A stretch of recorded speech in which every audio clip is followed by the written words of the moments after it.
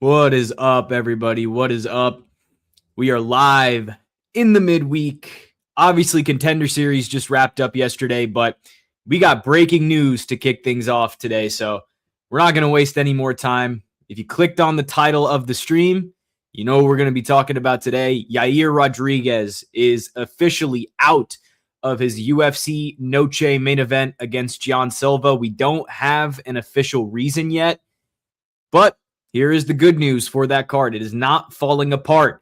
What is up, John? How we doing, man? Welcome to the stream. Jose Delgado is stepping up on short notice to fight Jean Silva.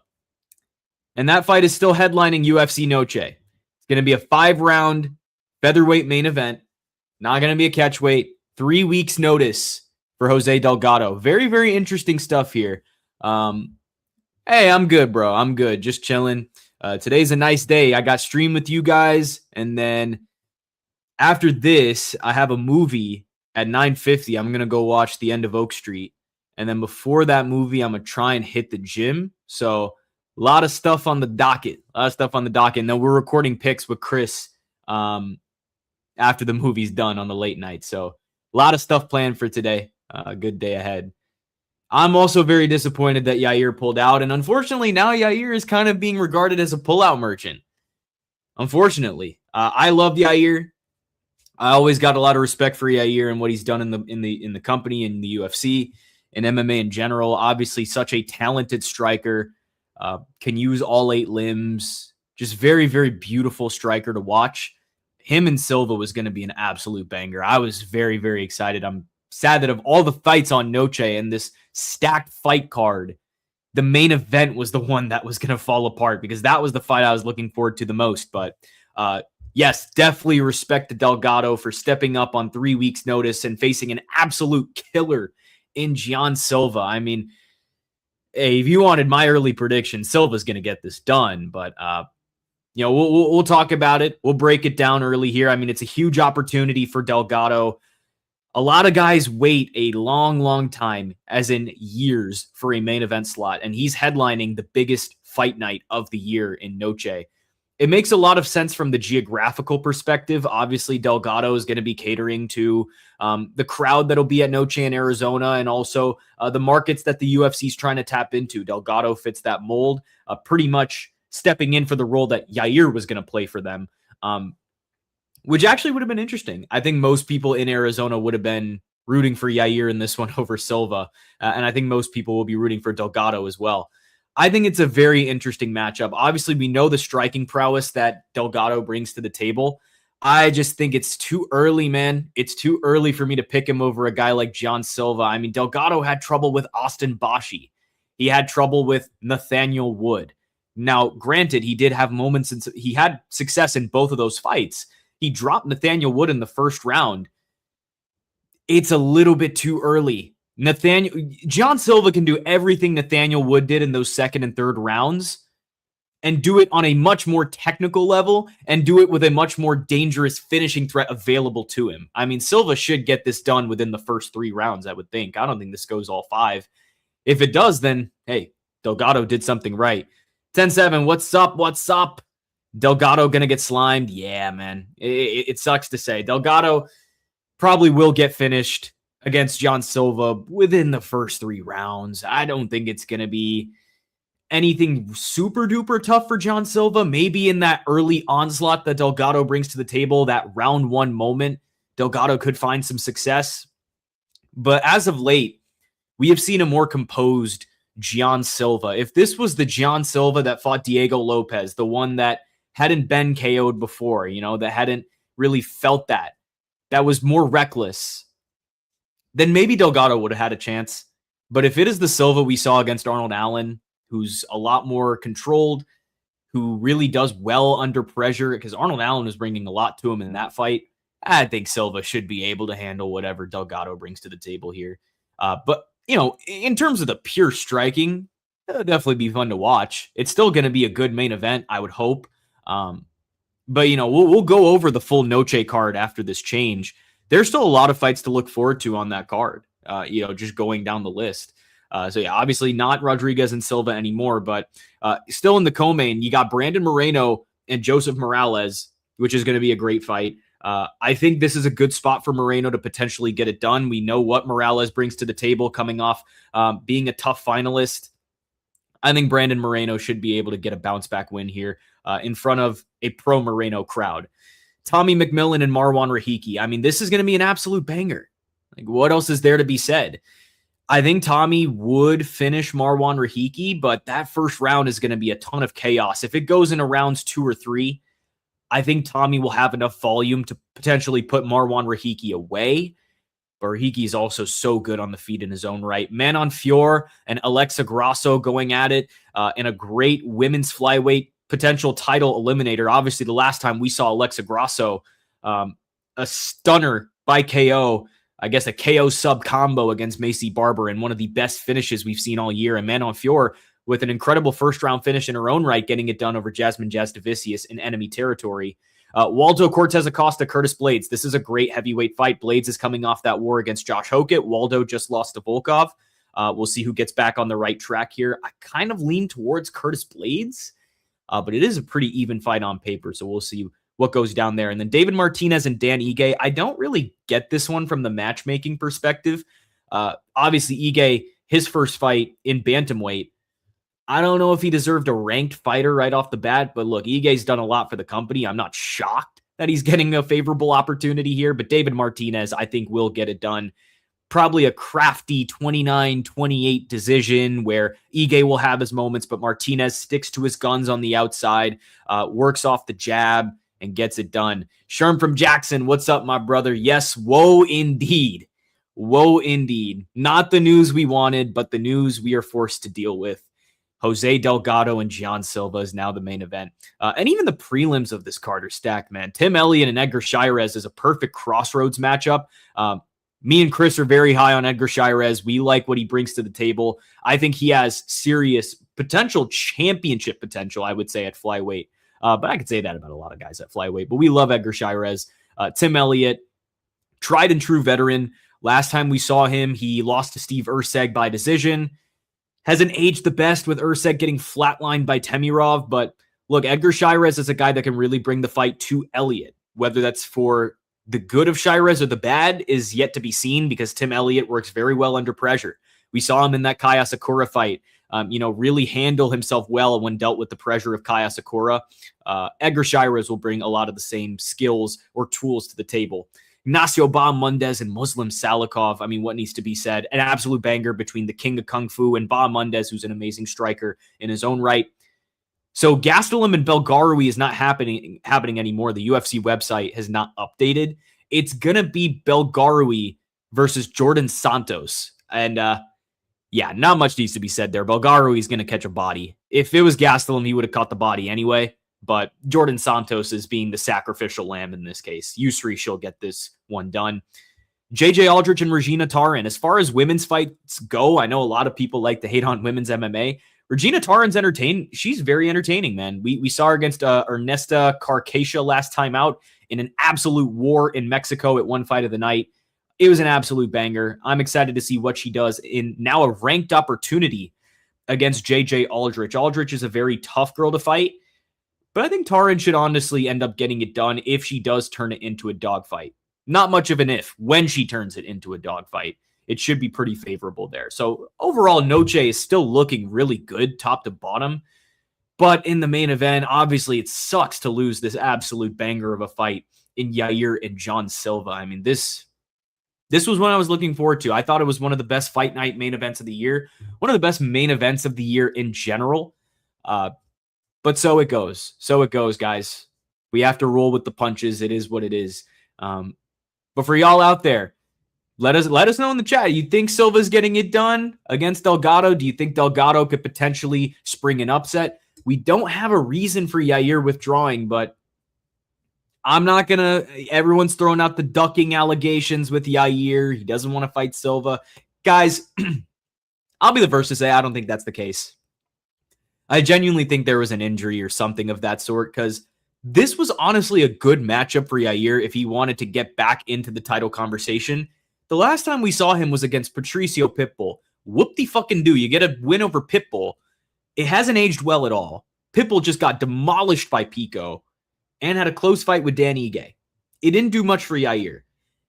And suffice it to say, if Yair was not going to take that Diego Lopez fight, this was probably the next best thing for him. He was never going to get that title fight.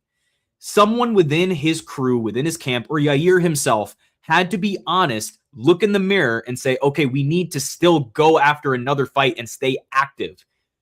That's just how things are. You can't sit down and expect things in the UFC. So if that conversation didn't happen, it's all to Yair's loss. But I would think this is an injury. You know, to back out of a main event spot at Noche, the biggest fight night of the year, something serious had to happen.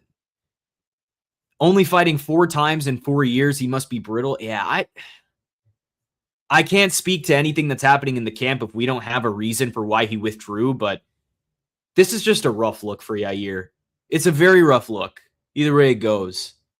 And it really sucks to see, y'all. I'm a big Yair fan. I will continue defending Yair. I've seen a boatload of hate come toward him, especially after the whole Diego Lopez situation and him not wanting that fight, which I can't defend that because he literally went out and said, oh yeah, I'll fight him in the streets, but I won't fight him for the company. That argument makes no sense at all. If you were going to fight him in the streets, you should have no problem getting the paycheck on top of that. But oh well, he didn't want the Lopez fight. I thought a Jean Silva fight was the right next step for him. I don't know what happened here, but I can assure you guys, I don't think he was ducking. I really don't. I'll stand on it too. Still got a month until it basically, so can short notice even be a thing here? I mean, technically, yeah, because they had to find a guy to kind of step in to fight Jean Silva in the first place. And the fact that Delgado is kind of stepping in here, yes, he's getting paid, and yes, it's a big opportunity for him, but he's fighting an absolute killer. Yeah, it is. I mean, if it's going to be short notice for one guy, it's short notice for the other guy too, but granted, yes, Silva does have a full camp under his belt. I'm sure Delgado was training. I'm sure he was keeping himself fit in the meantime, keeping himself well-conditioned. Potentially, he had another fight on the table, but he kind of got pulled from that to be in this. So I guess once we get more details, we're never going to know for sure. But once it was announced that Yair was out of this fight, you can actually go to our Instagram at War Room MMA Pod. I reposted on our story and I said, Kevin Vallejos, be ready to answer that phone, because I thought Kevin Vallejos would get the call to step in on short notice and be there for the UFC at Noche and have that rematch opportunity. But I do kind of understand why they wouldn't go that route. I think they are kind of waiting on Vallejos and Silva to really build that fight up to max potential. You know, they want that to be a number 1 contender fight because there's so much hype around it. There's so much anticipation. But my whole thing with that was like, yes, but at the same time, if not now, then when? When they're both in the rankings, you got to assume that everything is fair game, and you got to assume that Jean Silva and Kevin Vallejos has to get made at some point. You know, that's a fight that we can't miss out on. Vallejos supposedly turned it down, couldn't make 145 in a month. Yeah, that makes sense, man. I'm sure Vallejos has a tough weight cut. It's just Delgado was the guy that stepped up, and he said, okay, I can make 145 and I can do this. You don't have to do it at a catch weight. It's still going to be at featherweight, and it's still going to be a good fight either way. It'll be fun on the feet. I know a lot of people wanted potentially a ranked guy, but look, we've seen these short notice scenarios happen time and time again. When do we ever get what we want? You know, when do we ever get what we want?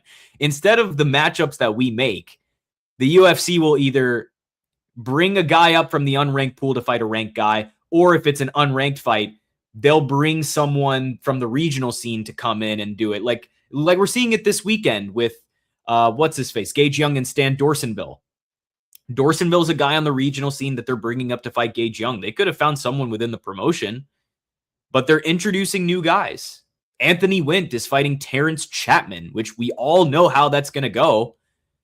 But I think it's kind of in that same ilk that they want to build up Silva even further. They want to build up Silva. They want to build up Delgado. They think Delgado can, bring it to Silva in a tough fight. But look, let's not beat around the bush. Silva should get this done, and he should get it done by finish within the first 3 rounds. But we're going to keep y'all posted as more details come in on the Yair situation. Feel free to, hop in chat. Give us your thoughts on what's going on with this, because it broke today. This stream originally was not going to be a stream where we talked about Yair pulling out, but so be it, man. If the news comes in, that's that. But let's get into everything else that I've got for y'all tonight. Dana White's Contender Series, Week 2. I know y'all have a lot of thoughts on the main event, and I'm going to pull up Tapology right now so we can get it up. But what an episode, y'all. What an absolute banger of an episode in Week 2 of Contender Series. Let's see. Contender Series Week 6. There we go. So we'll start at the top. We'll start at the top and work our way down. Namo Fazil and Kayiki Brito. To be honest, this is why a lot of new talent promotions don't seem as polished as UFC. These matchup changes and having to reschedule opponents makes mismatches a lot, which is good for knockouts. Yeah, it's a 50-50 game as always in MMA. Sometimes it's going to work. Excuse me. Sometimes it's not. In this case, they're definitely hoping that we're still going to see a banger fight. We're still going to see a banger finish potentially from either side. But yeah, they're just kind of hoping that a highlight comes out of it at the end of the day. I definitely agree with that. Let's start with this main event, y'all. Welterweight. Namo Fazil is the guy who's been calling out everybody from Arman Tsarukyan to Islam Makhachev to all the big names in the division. And unfortunately, when you end up doing that, you tend to get served a slice of humble pie. Now, did I think it would come against Kayiki Brito?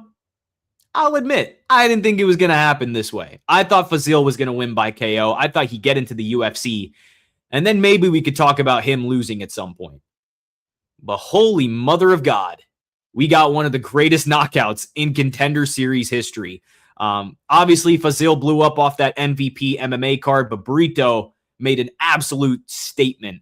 He put every ounce of his soul and existence into that overhand. Normally, I'd say he swung it from the hip, but he swung it from almost below the hip. And it didn't really seem like Namo Fazil was expecting it in the slightest. And for what it's worth, through the first 2 rounds, I had it 1-1, but the judges had it 2-0 Brito. Sam, when I was texting Sam, he had it 2-0 Brito as well. And I was like, you're crazy. I thought Fazil took that second round, but the judges had it 2-0. And then in the third round, I thought Fazil had all the momentum. If we looked at the live odds, Fazil was like minus 400, minus 500, something crazy like that. The value was there on Brito. If you guys took it, congratulations. But, that was a bar fight-esque punch from Kayiki Brito. He put everything into that one. Happy to see this clown get slumped. Oh, man, it hurts. I like Namo Fazil. I mean, I think we need guys like Namo Fazil in the promotion, guys that are going to talk a lot of shit, that are really going to go back and forth. I don't know if you guys watched Jaden Cable's channel when he did the face-off kind of interview sort of thing with Kayiki Brito and Namo Fazil. Namo Fazil was talking a lot of shit, and granted, of course, he got slumped, but that was fun to watch. He's a very promotable guy, very marketable. I thought it would have been fun to have him in the UFC, but hey, respect where respect is due. Kayiki Brito freaking slumped him, Yeah, it came from the knees. That's how I be knocking people out every time I swing. Nah, man. Yeah, that is a bar fight swing, man. 100%. You took the money. Good job, man. Good job. Those were really great odds on Kayiki Brito. I thought Namo was going to get it done in that third round. He had him backed up and everything. It was almost like Yuri and Olberg in a Contender Series fight. Obviously, it was a more expanded version of that because Yuri and Olberg ended in 1 round. But the way that Kayiki Brito kind of feinted it once and then kind of swung again with the overhand reminded me of how Olberg kept feinting that hook against Yuri, and he eventually caught him with it. I'm sorry to bring it up to any Yuri fans. I know it's still a little bit of a touchy subject to bring up that Olberg fight, but hey guys, you guys got to let go at some point. 10-7 is on my ass already. He's never mentioned Yuri and Olberg ever. I'm sorry, bro. I'm sorry. I bet money on Yuri on that fight. I came out sad. I came out very sad. Pull counter don't work later in a match. It's like death and taxes. Yeah, man. Yeah, it doesn't work. But Kaiki Brito caught him with it. Namo Fazil was not anticipating it in the slightest. His hands were kind of low, but his guard was still up a little bit. But man, he ate that shit. I think the bigger question is, who in the UFC could eat that punch from Kaiki Brito? Because I think that shot would have slumped, at least rocked, some heavyweights. You know? I don't think anyone's eating that shit. Like, unless you're Marvin Vettori. But is Marvin Vettori even eating that? Like, I don't know. Prime Marvin would. That was just the shot from hell. In terms of if Namo Fazil could be back, Sam lifted this in our text conversations. He's like, yeah, Namo Fazil will be back. You know, it was a great fight either way. And I kind of countered to him, and I was like, we can't say that about everyone that loses in a good fight on Contender Series, but considering we got Alec Lorenz and Trent Miller back on Contender Series, Namo Fazil should be back. If he rebuilds on the regional scene, keeps up that marketable image, yeah, he'll be okay. He'll be okay. But we'll see how he does in the region, because this could be a career-altering knockout. That was very bad. Only tough guys like Max and Marvin and me could take those. I like how you snuck in Max. I really like how you snuck in Max there, Dino. That's hella funny. But yeah, man, Kaiki Brito getting it. Why does Tapology have ads, man? This is so dumb. What happened to the game I loved? Trent Miller gets it done over Douglas Rodriguez. Now, this was a fight that I thought Rodriguez should have gotten done. He should have gotten it done by KO, and he almost did in that first round. To be fair, Trent Miller is a tough cookie, man. He is one tough-ass customer. He will take your best shot and keep coming. Whether that's for the best or not, yet to be seen. I don't have high hopes for Trent Miller in the UFC, but hey, he got it done. A legit upset, survived the early flurry from Douglas Rodriguez before rallying back with the scoop takedown and locking in the Von Flue.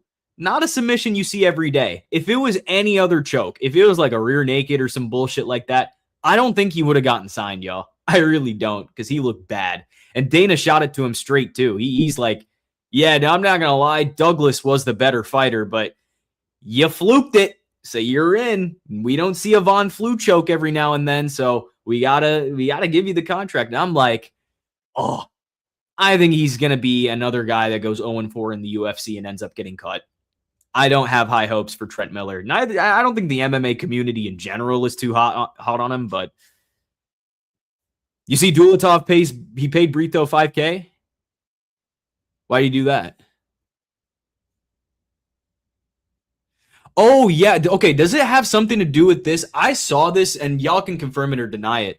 Apparently, Namo Fazil got jumped before his fight. Was that cap, or did he actually get jumped by like all the Chechnyans? By like Hamzat and Susurkayev and all of them. If that was the case, why the fuck did I bet Fazil by KO? Granted, I don't think any of us knew about it, but I don't know. Was it a real thing or was it cap? This was the only fight I got wrong last night. Damn, dude. Yo, 10-7. Go follow 10-7, bro. They've been killing it with the picks. They've been on it, bro. They had like two perfect cards in the past month. Like they've been on a heater. So go follow them if y'all want some good ass picks. We give y'all some good ass picks, but yo, they've been hot. They've been hot, man. Miller did the thing that pisses every MMA watcher off. He won a fight he shouldn't. Plenty of UFC fighters right now have that aura. So I'm betting on him in the future. Right on, Sherm. You might as well. You might as well. I mean, it pissed me off because, well, it didn't piss me off. It pissed Chris and Terrence off because they had money on Rodriguez. I told them to stay away because this was a weird fight and it was pretty chalky. But they went for it anyway.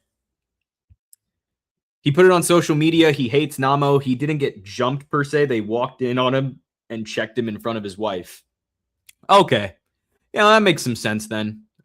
Everyone hates Namo at this point in time. I'm sure Habib's crew hates him because he called out Islam. I'm sure Arman's crew hates him because he called out Arman. All the Chechens are against him. Everyone in his surrounding area pretty much hates him, which, yeah, it sucks. It sucks. Got jumped by 15 Chechens. Okay. Hey, man, that's just what I heard. That's just what I heard. I hope I didn't jinx y'all. I've been quite a jinx this year, but yeah, man, y'all been killing it. Y'all been killing it. Good shit. Not betting contender series this week seemed to be a good move. It's just what we sign up for, bro. Week in and week out, you can't get mad when a contender series bet goes wrong because you're betting on contender series. Like, it's the most volatile thing to bet on in MMA besides like regional scene bullshit. It's so hard to bet contender. Last week, I did pretty good. If you come out with profit, you chalk it up as a dub. If you lose, you hope you didn't lose too much. That's why I think I bring down my unit size when we get to contender series. This time I went a little haywire. But usually I bring my unit size down for contender because I know what I'm walking into. I'm not trying to get rinsed on contender before UFC comes up.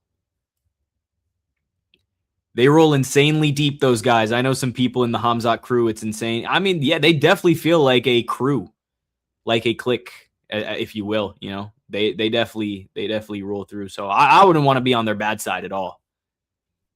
Anytime I've been around them, there's 22 of them minimum. 22? Son, I thought it would be like 10. 22 is crazy. They're like a family over there, man. I can't even hate on it. They're a family over there. And because I know Yakyayev is also part of that. It's a bunch of dudes that I wouldn't want to get in a fist fight with. We'll put it that way. Yeah, I know you wouldn't take him. Bam, bam. I know you wouldn't take him. 15 Chechens is fucking crazy. But up the card we go. Christian Perez, or down the card we go. Christian Perez and Logan Paxton. Look, man, this was pretty much exactly what I expected from Christian Perez. I thought he would find the finish over Logan Paxton. He's very, very technical, good on the feet. Against Manuel Souza, he found a lot of success in those first couple rounds before he gassed out. It was all about the right matchup at the right time for him. This was the right matchup at the right time. And they want to turn him around quick for Noche, which I'm not against. I think that would be fun. Obviously, Perez fits the geographical perspective of it. But yeah, Christian Perez, man, I don't got too much to say on this one. It was a great finish for him. I think he should have some success in the UFC. Do I think he's a ranked contender or anything like that? No. He's going to be fun, but I don't know how far he's really going to go in the promotion. But, it was a good finish. He's a technical striker. He's solid. Chris sometimes falls into this trap with contender series. I know he did it a lot last year, where anytime someone gets a good finish, anytime someone shows out on contender series, like, oh yeah, this dude is going to be insane. This dude is going to be insane. This dude is going to be insane. And to a fault, I can do that too. But we got to really temper our expectations. Not everyone can make it, man. Not everyone can make it. I know a lot of people probably thought Mandel Nalo was probably going to be good. A lot of people probably thought Rafael Tobias was probably going to be good. I think we got to really measure ourselves with who's really good and who's probably going to be sticking around and maybe gets out of the UFC after a 4-fight contract is done. Favorite contract winner so far? Bilal Hassan for sure. I've just got so much personal attachment to Bilal Hassan because I've scouted him for so long. So to see him in the UFC finally is just awesome. I think Kayiki Brito is going to be very good in the UFC. I think he'll at least rack up some performance bonuses or fight of the night bonuses. He'll be in entertaining fights. But I don't think we're going to see a guy like a Jose Delano on this class per se. I was talking about it yesterday with Chris, but Jose Delano is like the most UFC ready prospect we've seen in like years on this show. Years, bro. Like, I think Bilal Hassan is also very much UFC ready, but Jose Delano was showing me shit that I was seeing from like top 5 fighters in featherweight.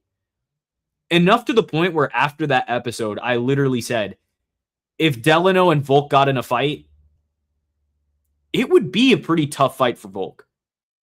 I don't think he would win, but I think Volk would be in for a little bit of a tough one, you know? So I think Bilal Hassan is the best contract winner so far in this class, but I'm yet to see that guy. Hassan is the guy so far, but, we'll see. Bilal's the most legit so far. Yeah, Rat Garbage. With a nickname like that, you can expect you're going to be ass. We'll see how Nalo does against my guy, Nate the Train. I think he could get knocked out by Nate the Train, but we gonna see. I like Anthony Wint, too. But he's so raw. Like, he's so raw. A lot of power, a lot of physicality, but when you go up against these athletic heavyweights, obviously he's not going up against Gable just yet, but if you put him up against the goddamn Gable Steveson, I don't think Wint would have much fun. Like, I think Gable would get it done pretty easily. If you put him up against a Rizvan Kuniev, I think a Rizvan Kuniev would handle Anthony Wint. Like, I need to see a little bit more development on that side. He's definitely got the raw physical tools. He's almost like a heavyweight Ateba Gautier. They're going to give him a bunch of cans. We're going to see how it plays out over time. But he's got some stuff. I'll give it to him. He's got some stuff. Loki got an interview in the works with Wint for after this fight, so hope he finishes quick again. Yeah, man, that's dope. Actually, something that we got to do on this channel is fighter interviews, but we've been having trouble just getting on people's radars in the first place. So once we get that fixed up, we'd love to hop in that interview space. But that's dope if y'all get that Anthony Wint interview. I'll definitely tap into that. I train in Circleville and run into Adams regularly, so that'd be cool to interview Wint. Yeah, man. Face down, ass up, man. Fucking Matt Adams. Man. It's all good.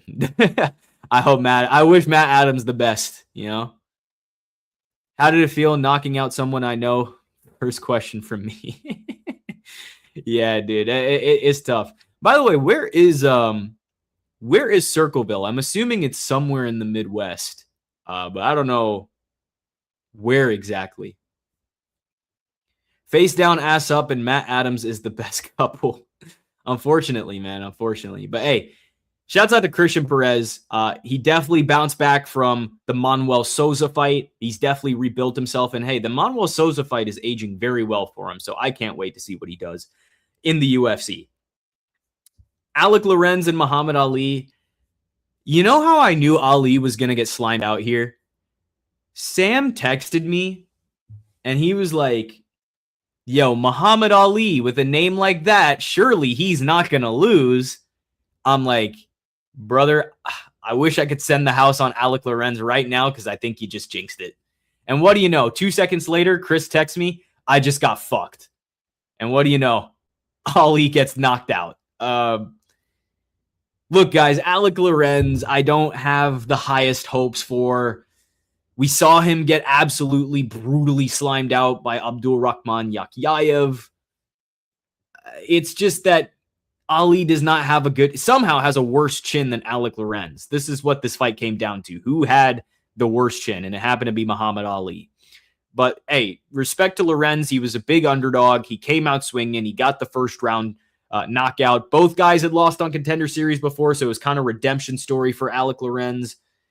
I'm just not that impressed, to be quite honest. Lorenz and Miller, I just don't think are going to be players in their weight classes. So suffice it to say, I don't really got much to say. It's more just about how shit Muhammad Ali is. It's below Columbus in Ohio. Okay, bet. So I was kind of on the right track there. Is Ali proof that you should name your kid after someone terrible so they overperform? You could, like a little bit of reverse psychology. Like maybe I should name my kid Midadul Saikia.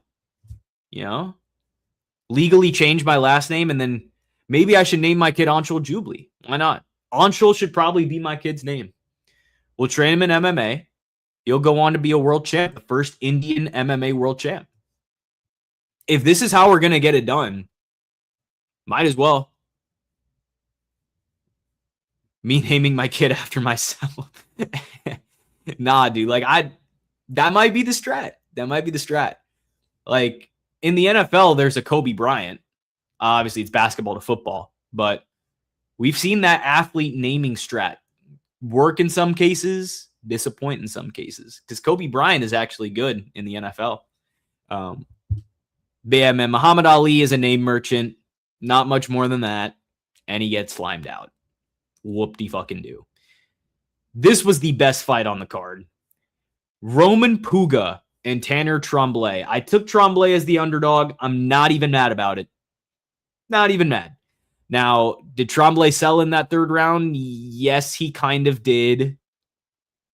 But Roman Puga is an absolute dog. Tanner Tremblay is an absolute dog. This was going to be a dogfight the whole way. It really was. It was an absolute war. 3 rounds back and forth. Puga really enforcing the boxing, doing well with it. Tanner Tremblay, obviously a wrestling champ from Minnesota. Didn't really find the wrestling. He shot a lot of takedowns in the first round and the second round, not to much success. And then as soon as he gets the takedown in the third round, it cost him. Ironic how that works. Kobe Bryant, bear down. Yeah, man. Unfortunately, he's hurt, but hopefully Kobe Bryant comes back healthy when y'all make that playoff push. Tanner get killed slowly, Tremblay. Yeah, he got volume fucked that entire fight. But I'm not mad, man. I'm not mad. Tremblay battled so hard that Dana gave both guys contracts. Just wild scenes, man. The bottom line, though, 6 new names on the UFC roster after week 2. And if this is the pace season 10's rolling at, we are in for a stacked few weeks of Contender Series. This is going to be a whole lot of fun. I'm very excited to see how the rest of the season plays out. We came in with low expectations, y'all. And to be honest, this might have been billed as like one of the worser weeks of the season. Because next week we got... Why am I looking at this? No. There we go. Next week, we have Bellamir fighting Alex Apodaca. We're all going with Bellamir here. Hopefully she gets it done. Look, women's bantamweight needs a prospect, dude. She really does. She really could be the one. 98% are picking Bellamir. Crazy, crazy. I don't know if the odds have come out, but yeah, Bellamir could be the one, bro. She could be there. If you're Frank Mir's daughter, you better be fucking good, you know? Sean Clancy Jr., so freaking excited to see Sean Clancy Jr. He's an absolute beast, undefeated at 8-0. Obviously doing really, really great work in Cage Warriors. Very refined striker. Against Gary Boletto, I think he should get it done. I was supposed to see Ronald Humphrey, because I live in Rockford, Illinois. When Cage Fury came out to Rockford, Ronald Humphrey was in the main event. And yeah, he was supposed to fight Busurman Jumagul. And Humphrey was a big underdog in that. But I would have liked to see that happen. It's cool to see that he got the Contender Series shot here, going up against Alexis Miranda. I mean, there's some good fights on here. Guilherme Uriel is back after getting finished by Josh Hokett, fighting Mario Piazzone. Yeah, man, it's gonna be a pretty good fight card in week 3 of Contender Series. I'm very excited. But yeah, man. Now this one might get you fired up. I'll pull it up in the meantime. Let me read Sherm's comment. My biggest issue with women's MMA is the lack of leg work. How often do you see a women's fighter that's mid or worse using their legs? You have naturally less power, uses the strong part. I think there are fighters that do implement it. Like, if you watch Valentina Shevchenko's fights, like, she is a master with leg kicks and body kicks for that, right? I mean, she's just an incredible kickboxer in general. I think the biggest issue with women's MMA is that there are so many people that are they're not a jack of all trades and a master of none. They're just kind of focused in one area and they're good in that one area. And then in all other areas, they neglect it. Case in point, Bia Mesquita. Bia Mesquita is obviously so good on the ground. You would think that she develops a striking game of some sort. She got pieced the fuck up in her last fight against a pretty low-level opponent. Like, Bia Mesquita should not be this bad at striking. I don't care how good or what belt you have in jiu-jitsu. If you're being billed as the next one up, you are expected to have a well-rounded game. Like, Bia Mesquita is my biggest gripe here. Like, I don't think she is the next one up. If anything, the prospect that I'm the highest on across all of women's MMA right now is Carly freaking Giudice. Like, I think Carly Giudice is an absolute dog. I think she has future champ potential. And I think she's working on, because she's working on such a well-rounded game. You know, against Killer Miller, you would think Killer Miller could implement the wrestling on Giudice, and granted, she had some success, but Giudice was holding up. She was holding her own. On the feet, she was already good to begin with, and her striking gets better fight after fight. When Carly Giudice first came into the UFC, she went to that absolute war with Gabriela Fernandez. We didn't really know how much potential she had from that, but after that, you get the knockout against Eunice Dubin. You get the knockout against, what's-her-face, Nicole Cagliari. Like, her striking has evolved so much. Like, I think she is the women's MMA prospect, for me, at least. Because Natalia Silva's already a contender. I've already seen what she can. She's not a prospect anymore. I'm ready to see Carly Giudice this weekend against Jesla Chavez. I'm very excited for that fight. If they do, they are good. That's my point. Yeah, exactly. Exactly. When they do use the leg kicks and when they do kind of mix it up, they are good. Nah, for sure, man. For sure. Let me pull up this tweet, though. We almost talk about Arman on every stream, but we got to talk about it here because this kind of just pissed me off a little bit. I've had my gripes with Arman Tsarukyan, but here we go. So Arman Tsarukyan basically said that Charles Oliveira used the death of his teammate Alan Nascimento as a reason to duck a fight with him. First off, that is a heavy, heavy accusation to make. I don't think I could ever say that. If I was a fighter, I could never say that about someone. I'd just say, okay, if you're dealing with the death of a teammate, you know, we're going to send our prayers out to you. Much love and respect. We hope you're okay. And, you know, hopefully you recover and you get back in the octagon whenever you're ready. This is insanely obnoxious stuff from Arman Tsarukyan. It's just Arman being Arman at the end of the day. He says controversial shit like this, but I think this just struck like a very bad nerve with me specifically. In quote for quote, he says, Charles' friend died and he cannot train, but I don't understand. In 3-4 days, he's doing trainings and back in camp. Well, first off, it's because you have to stay in shape. Like, Charles is a dog for getting in there so soon after, for what it's worth. But you have to be in camp, or maybe not in camp, but you have to at least train. You have to keep your body in tip-top shape if you want to be a top 5 lightweight contender. So there's that. But then he says they already set up a fight with Diego Lopez. He was just finding an excuse. To lose somebody is so hard, but you could beat me and dedicate the victory to your friend. What? That nothing about that tracks to me. Nothing about that tracks. Like, you can't just say, oh yeah, you lost somebody and you can dedicate the victory to your friend. You know how hard it is to fight when you lose someone you're close to? And just to go about daily life and do certain things and just go about your day. It is so hard to just function normally as a human when you lose someone that's close to you, bro, let alone get in a fight, bro. Typical Arman Cope. He lost a friend and then fall off the planet. He's faking. Right? Like, okay, he's training. Good for him, bro. Good for him. I don't know whether Arman is just salty that he didn't get the Charles fight and he's fighting Mauricio Hufi. Bro, this is some dick shit to do. This is some real dick shit. And if they do set up Charles and Diego at MSG, you know, that's in a few months. This fight would have been in September. Like, I just don't think it correlates at all. Like, I don't know why you would say this, but hey, again, all love and respect to Alan Nascimento. That was just something that freaking pissed me off. But let's get into some fight announcements that we've been seeing recently. Let's go ahead and pull up Marcel's page. This is just a staple on our streams. We always like to go over some fight announcements, and we have some big ones especially with UFC 332. First off, Gilbert Urbina is getting another win. He's about to be on a win streak, which is absolutely insane. But let's get into the first fight that was announced for UFC 332.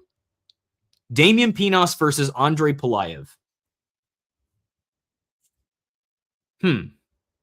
Now, when Polaev and Gauthier fought, I said, okay, Gauthier should get it done, but Polaev is going to give him a lot of problems.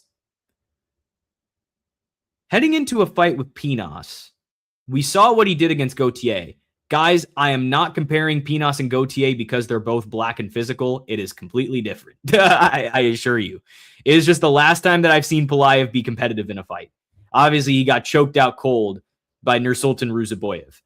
Now, with a Pinos fight, he brings a lot of power, obviously. The whole thing is about Polaev keeping it at range without eating that one big shot.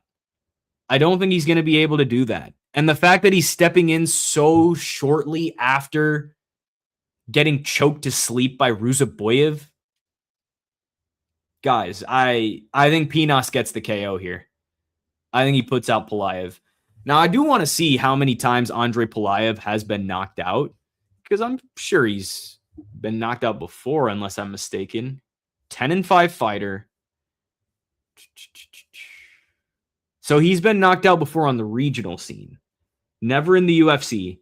I think Pinos finds the shot. That's the whole thing with Damian Pinos. One shot and you're dead. If he just finds that one and connects with it, you are done for. I would have to think at some point over a 15-minute fight against Andre Polaev, he can find that shot. Gauthier dropped Polaev in the first round. I don't think anyone can eat that Pinos shot. Got to do some fight study for this one? Yeah, for sure. These are all like my initial leans. Like my official picks come when I do the tape study for it. But I think Pinos would at least drop him within the first round itself and follow up. Gauthier did not follow up. He just landed the shot, dropped Polaev, and let him stand back up because he thought he was just going to slime him out and put him out cold and get the Aura Farm win. I think Pinos will actually finish it. So I'm going to go Damian Pinos by KO. I think he slimes out Andre Polaev. People said Pinos was fighting Brendan Allen. No one said that. I'd love to see it happen, but no, it was never going to happen. Now, this fight I really like. The return of Mick Parkin taking on Johnny Walker in Walker's first fight at heavyweight.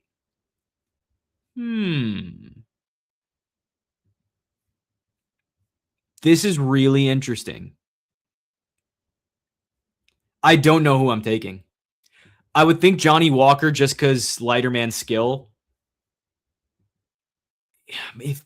How is his chin? His chin should be better at heavyweight, surely, right?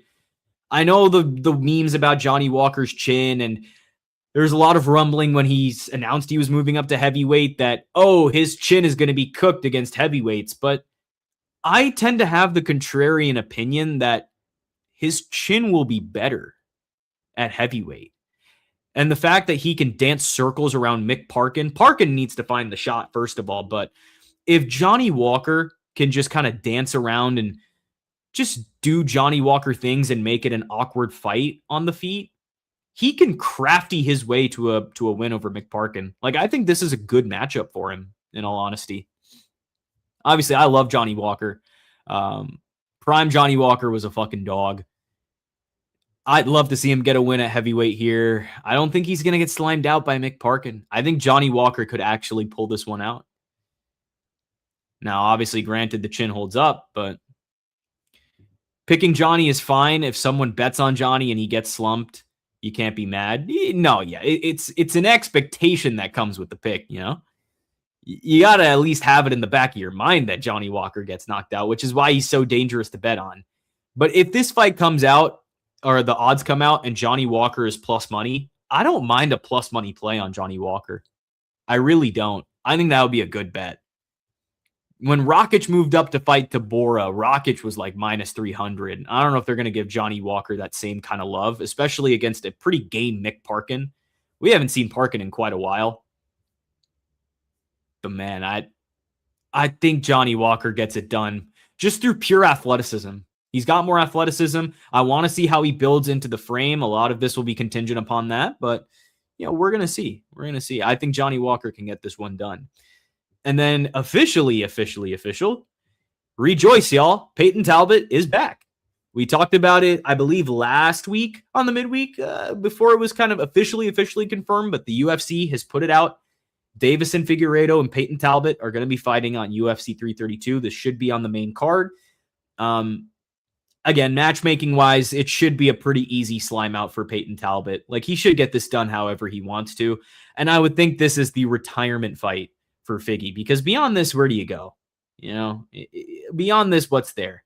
I don't think he's going to want to fight the unranked pool. I think this will be it for him.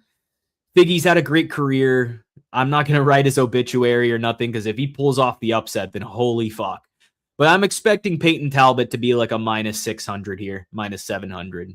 I think he should get this done pretty easily. Useless ass fight, man. I could beat 2026 Figgy. Why are they doing this to my unk? I mean, yeah, this is just the name of the game, man. It's just the name of the game. Unfortunately, Figgy's going to get slimed out here. Court McGee fighting Eric Nolan. Great. I mean, a retirement fight for Court McGee that he could win or lose. I think Eric Nolan should get it done. Honestly, I just think Court McGee's kind of washed at this point. But I guess we'll see. Ismail Nordiev and Marvin Vettori. I think Nordiev gets it done by decision. Cut Yair Rodriguez. That's a little harsh, Larissa. Hey, welcome to the stream too. That's a little harsh. I like Yair. Yair Rodriguez withdrew from the fight against Jean Silva, but still remains in the media rankings. He should be removed. And that's where I do think the meta rankings kind of got it right. They don't reward fighters that are inactive. They will pull you from the rankings as soon as they see fit. But my thing is, like, they're so pick and choose in the media rankings. And that's kind of where I agree with you, Larissa. Why remove Kai Kara France immediately and then leave Yair in when Kai Kara France has technically been more active, even though he announced he's retiring?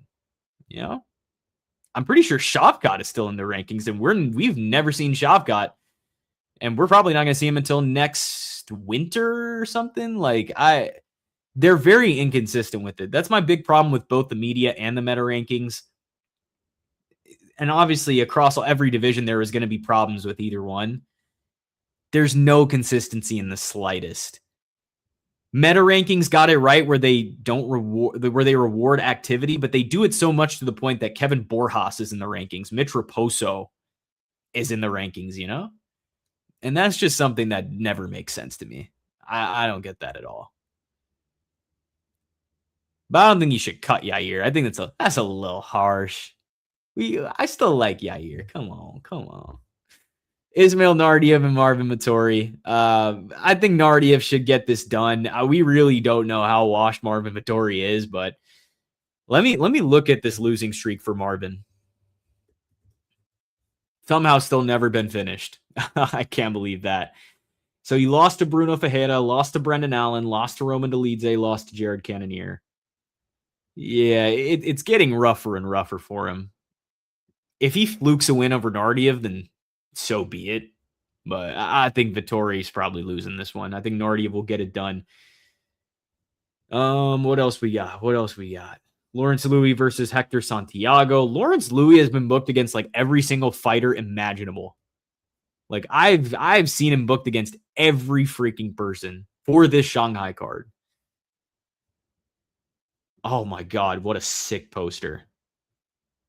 I love that. I can't wait to see Parnas debut in the UFC.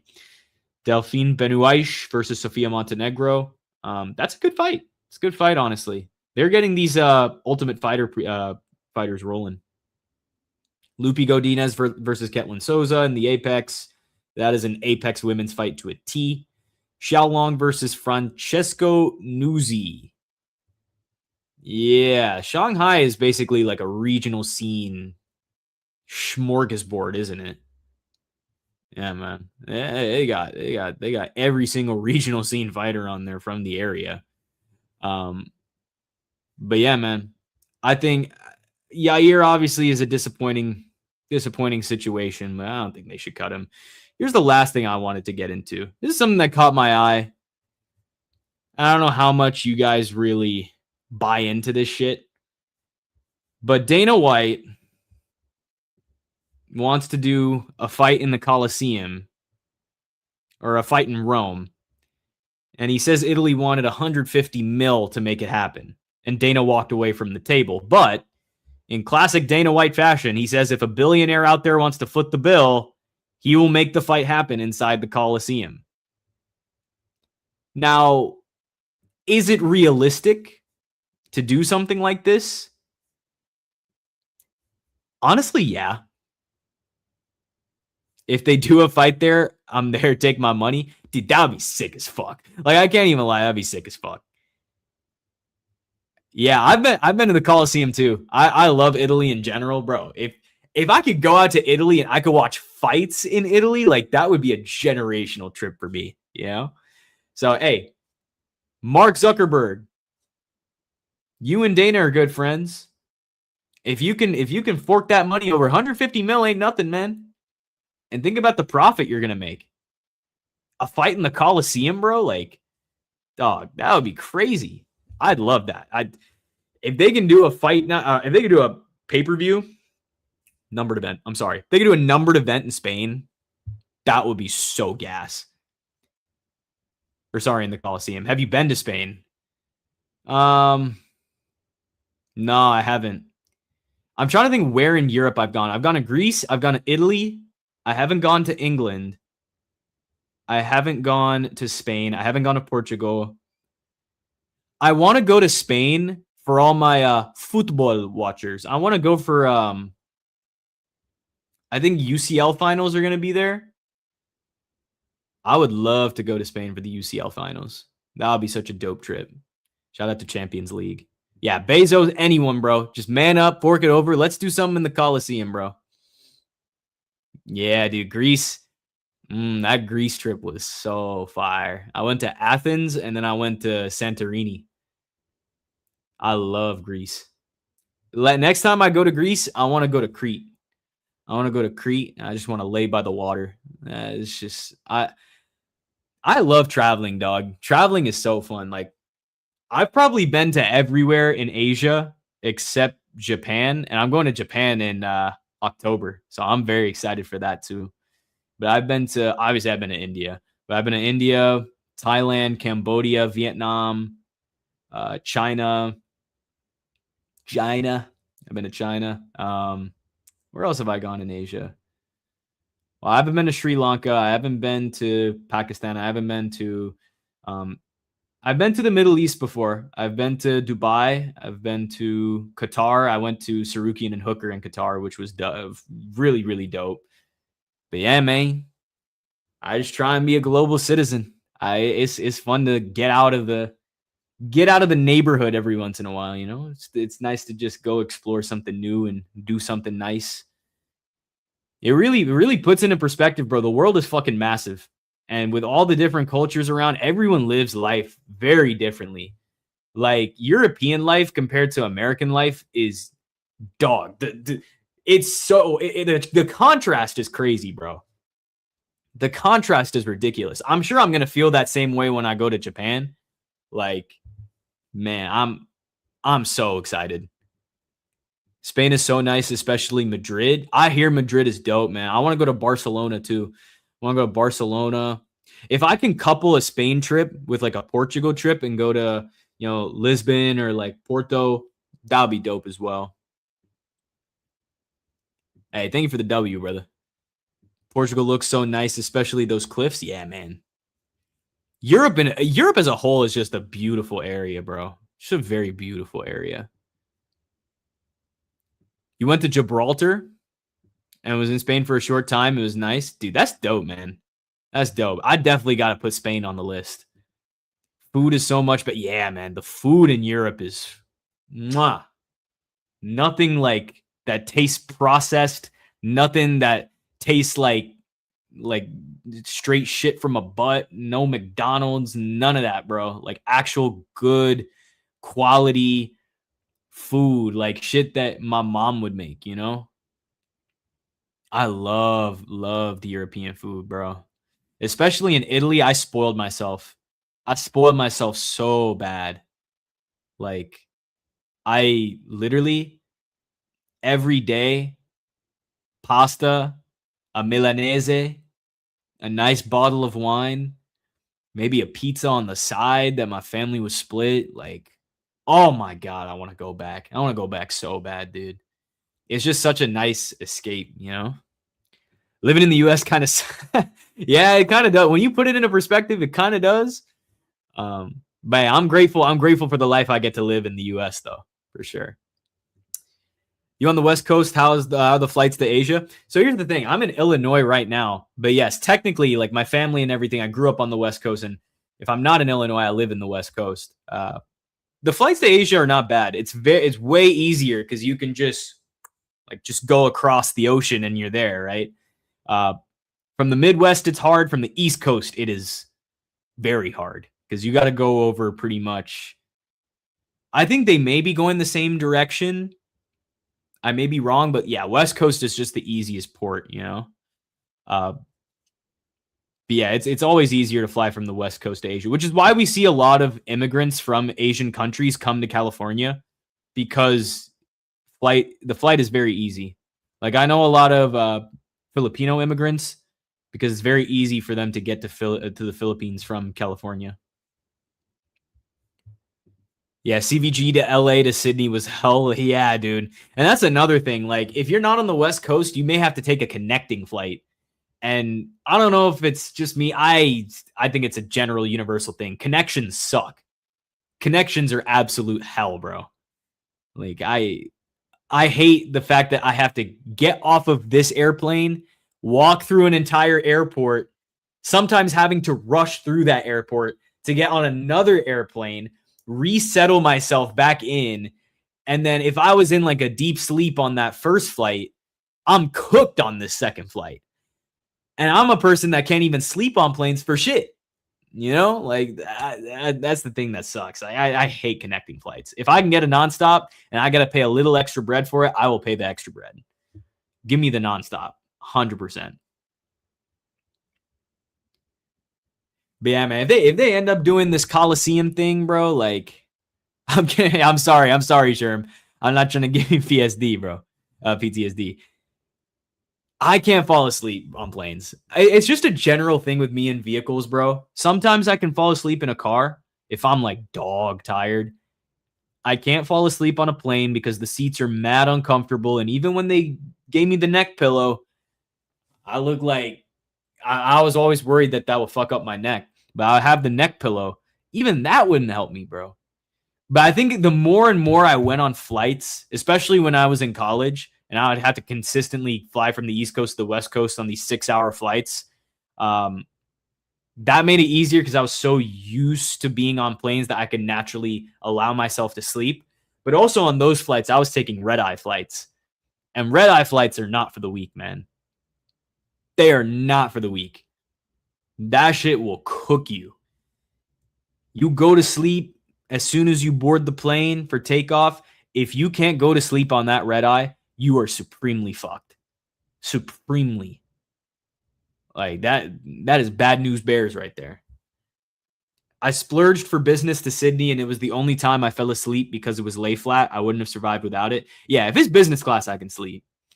If it's just economy, bro, fuck out of here, bro. I'm not sleeping, bro.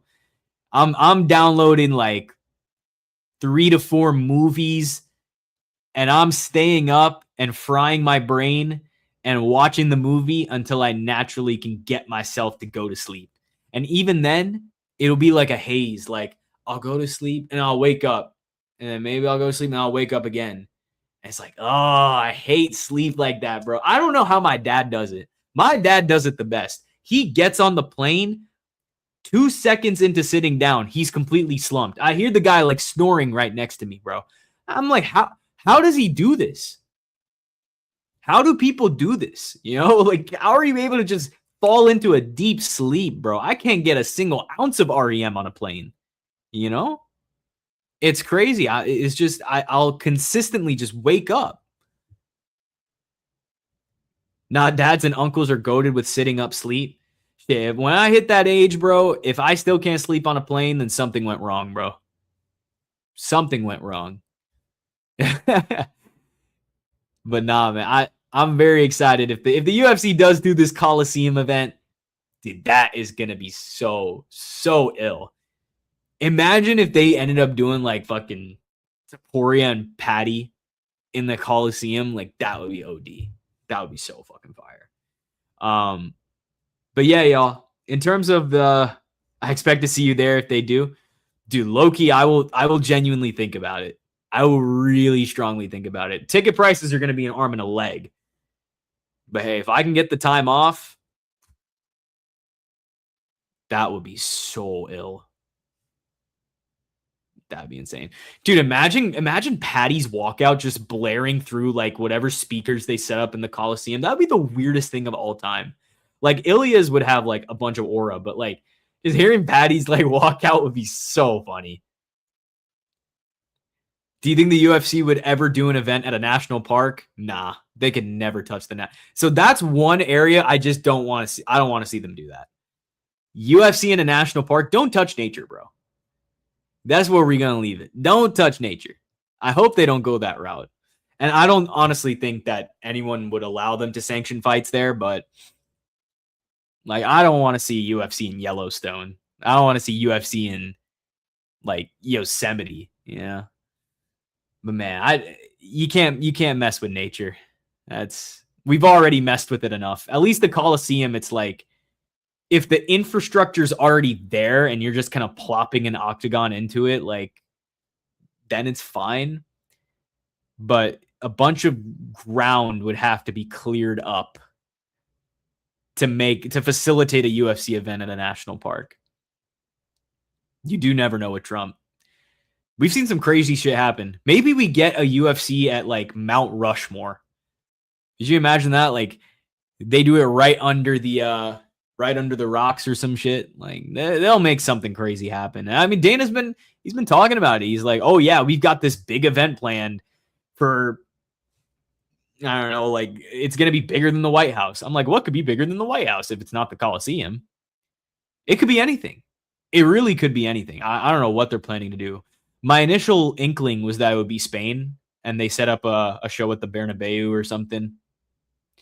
Well, I guess we just got to see, man.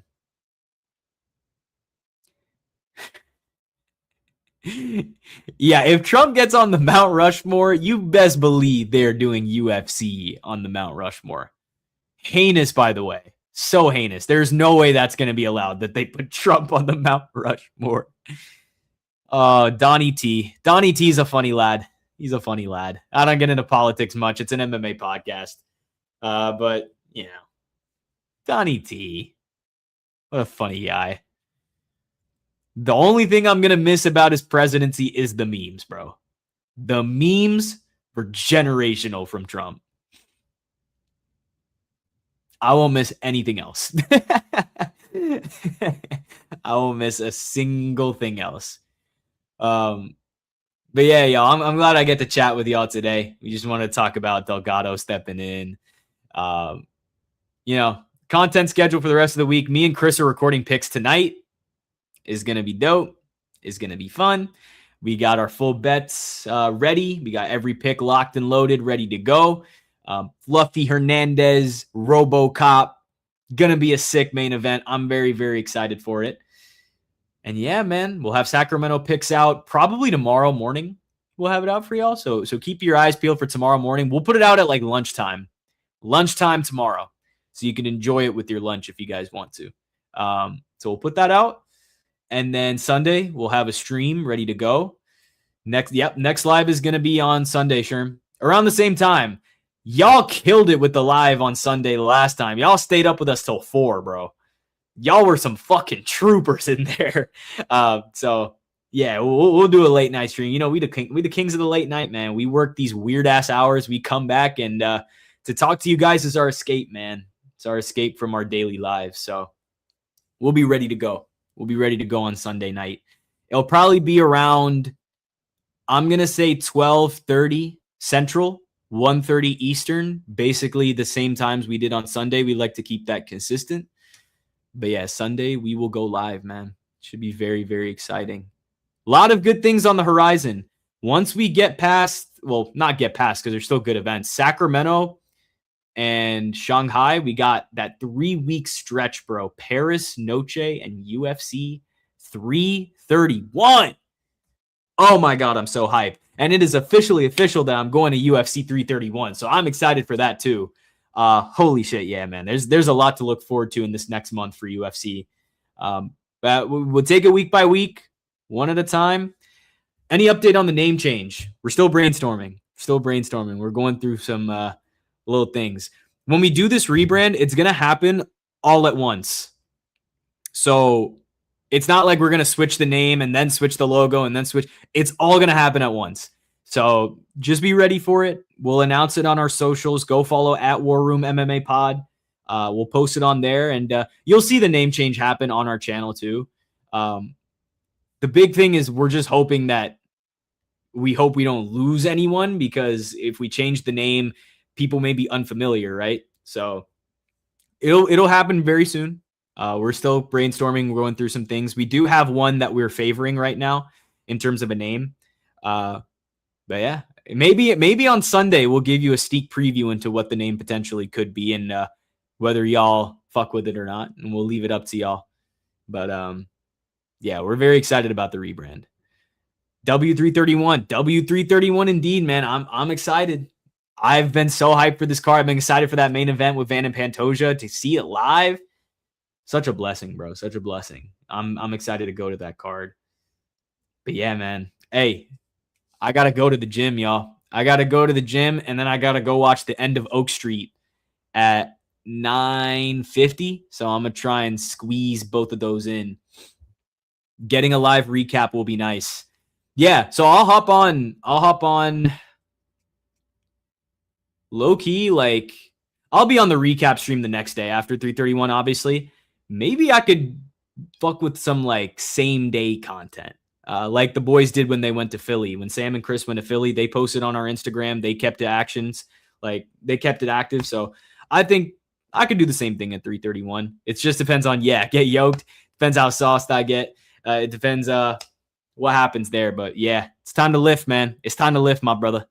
I'll catch you, Sherm. Thank you for hopping in a stream. Thank all of you guys for hopping in a stream. It was a fun one indeed. It's always fun to do the midweeks and catch up with y'all. We'll keep the same schedule going. And until next time, peace out. Y'all have a great night, and take it easy, y'all. Peace.